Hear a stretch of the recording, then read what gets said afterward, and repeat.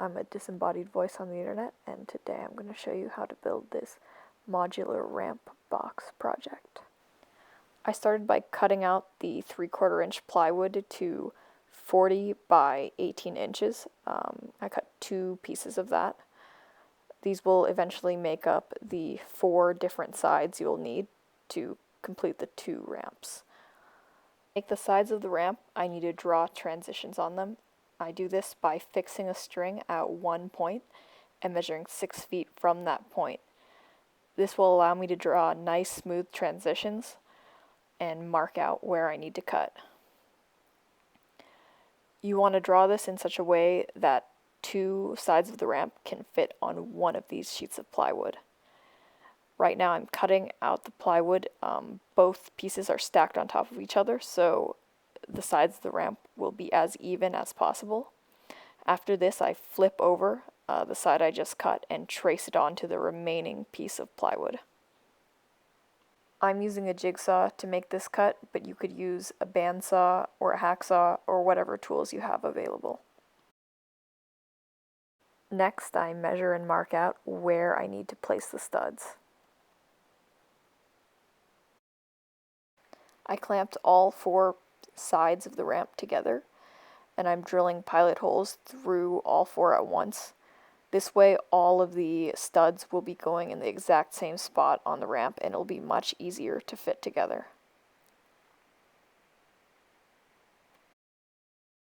I'm cutting 2x4 studs to just under 2 inches so that once it's fitted together with the side pieces, the width of the ramp will be exactly 2 feet.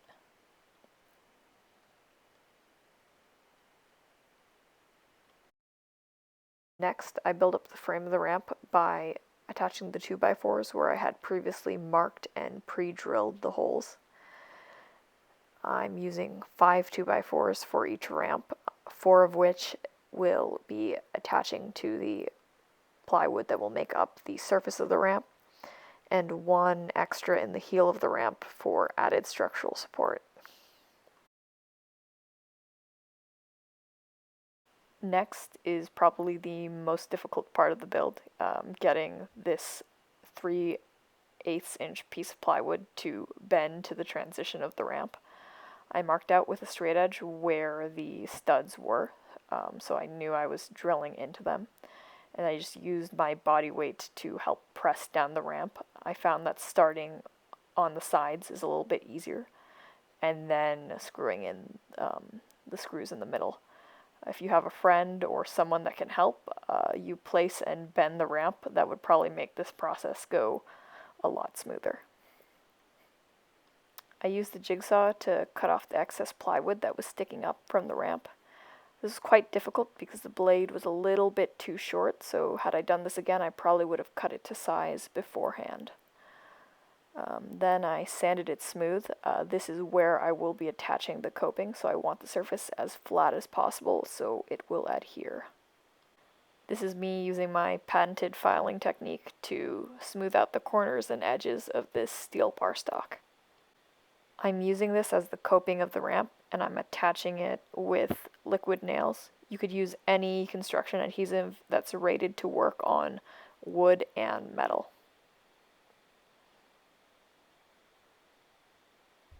To attach this steel plate to the bottom part of the ramp, I countersunk and glued in magnets. Next, we move on to building the box.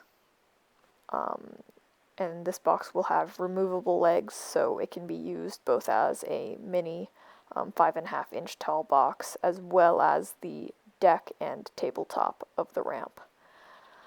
I cut the legs to 18 inches, and now I'm cutting the pieces that will make the slots that the legs slide into. I'm cutting this 2x6 to 5.5 inch lengths, as well as these 2x4s to 5.5 inch lengths to match up with the height of the box.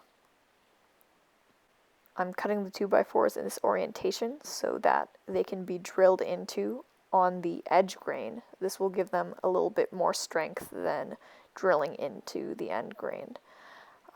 I made this little jig to make the L-shaped pieces that will eventually fit into the corners of each side of the box so that the legs can slot in and be easily removed. I position the slots that the legs will slide into in alternating wide and short orientations to give the box a bit more stability. I'm sitting on the box to hold it in place while I fasten it, because you are your own best clamp. Not sure if I would recommend this method. If anyone has any suggestions for a safer way to do this, let me know. I'm adding the middle frames of the box now. I roughly measured out on one side where these should be placed, and I made a mistake in not measuring out where they should be placed on the other side because one of them ended up a little bit crooked. So measure where you are going to place things before you place them. Next, I'm attaching the top sheet of the box to the frame. I used a straight edge again to mark out where the studs are. This is a 2-foot by 4-foot sheet of 1/2-inch plywood. To finish off this box, I'm attaching the coping. This is again a piece of steel bar stock, and I'm attaching it with construction adhesive. This way the ledge can be used as an 18-inch box with the legs or a 6-inch box without.